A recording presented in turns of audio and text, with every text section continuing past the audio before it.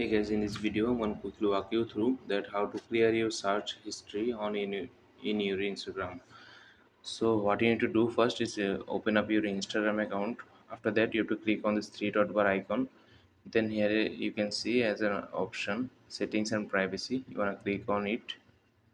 After that, you have to click on accounts center.